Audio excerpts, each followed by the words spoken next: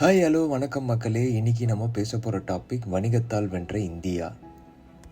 நம்ம ஒரு காலத்தில் கச்சா எண்ணெய் வேணும்னு சொல்லிட்டு உலக மத்தியில் வரிசையில் நின்ற நாடு இந்தியா. ஆனால் இன்னைக்கு உலகமே ஆச்சரியப்பட வைக்கும் அளவுக்கு இந்தியா ஒரு புதிய அத்தியாயத்தை எழுதிட்டு இருக்குன்னு சொன்னால் உங்களால் நம்ப முடியுமா? நேற்று வரைக்கும் கச்சா எண்ணெயின் ராஜா என்று பெருமைப்பட்ட நாடு இன்று இந்தியா கிட்ட வந்து கதவை தட்டி எங்களுக்கு பெட்ரோல் கொடுக்க முடியுமா அப்படின்ற கேட்குற நிலைமை. இதுதாங்க உலகம். ஒரு நாட்டில் வளங்கள் இருந்தால் போதாதுங்க, அதை மதிப்பு கூட்டலாக மாற்றும் அறிவு இருந்தால் மட்டுமே வெற்றி கிடைக்கும்.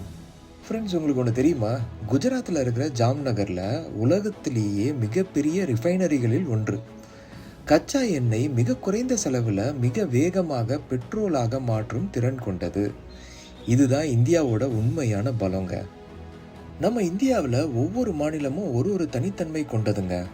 எக்ஸாம்பிள் சொல்லணும்னா வைரத்துக்கு சூரத்தை சொல்லலாம். உலகையே வென்றது சூரத். இன்று எரிபொருள் சுத்திகரிப்பில் இந்தியா முன்னணியில் நிற்கிறது. அதே மாதிரி நாளைக்கு செமிகண்டக்டர், செயற்கை நுண்ணறிவு, பசுமை ஆற்றல், ஒவ்வொரு துறையிலையும் இந்தியாவின் பெயர் ஒலிக்கப் போகிறது. ஆனால் ஒரு நாட்டின் வளர்ச்சியை பார்த்து பெருமைப்படுவது மட்டும் போதாதுங்க, அந்த வளர்ச்சியில நாமும் பங்குதாரர்களா இருக்க வேண்டும். இந்தியாவின் முன்னணி நிறுவனங்கள் வளரும் போது அந்த வளர்ச்சியின் பயன் நம் குடும்பத்திற்கு கிடைக்க வேண்டும். ஓகே, எளிய வழி என்ன வழி? முதலீடு. மியூச்சுவல் ஃபண்ட் எஸ்ஐபியில் இன்வெஸ்ட் பண்ணுறது.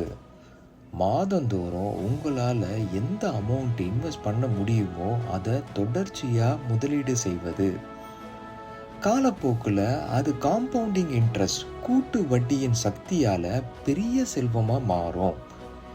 இன்னைக்கு நீங்கள் செய்கிற ஒரு சின்ன இன்வெஸ்ட்மெண்ட் எஸ்ஐபியில் நாளைக்கு உங்களோட குழந்தையோட கனவு கல்வியாக இருக்கலாம், உங்களோட கனவு இல்லமாக இருக்கலாம், அல்லது நிம்மதியான ரிட்டையர்மெண்ட் லைஃப் வாழ்கிறதுக்கு சேமிப்பாக இருக்கலாம். இந்தியா வளர்கிறது. அந்த வளர்ச்சி பயணத்தில் நாம் முதலீட்டாளர்களாக இணைவோம். சேமிப்பதை ஒரு பழக்கமாக, எஸ்ஐபியை ஒரு வாழ்க்கை முறையாக, நீண்ட கால முதலீட்டை ஒரு செல்வ பயணமாக மாற்றுவோம். சிம்பிளாக இப்போ ஒரு கேள்வி. எஸ்ஐபி போடுறதுனால நான் இந்தியாவோட வளர்ச்சிக்கு எப்படி சப்போர்ட் பண்ணுறேன்றது தெரியுமா உங்களுக்கு? நீங்கள் கொடுக்குற எஸ்ஐபி அமௌண்ட் ஏதாவது ஒரு கம்பெனியில் தான் போய் இன்வெஸ்ட் பண்ணுவாங்க.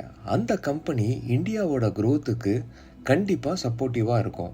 அது மேனுஃபேக்சரிங் கம்பெனியாக இருக்கலாம், இல்லை ஐடி கம்பெனியாக இருக்கலாம், இல்லை பேங்கிங்காக இருக்கலாம், எது வேணாலும் இருக்கலாம். பட் இந்தியாவோட க்ரோத்துக்கு ஒரு கம்பெனியும் ஒரு ஸ்டெப்பை எடுத்து வைக்கிறாங்க. இந்தியா வளர்கிறது.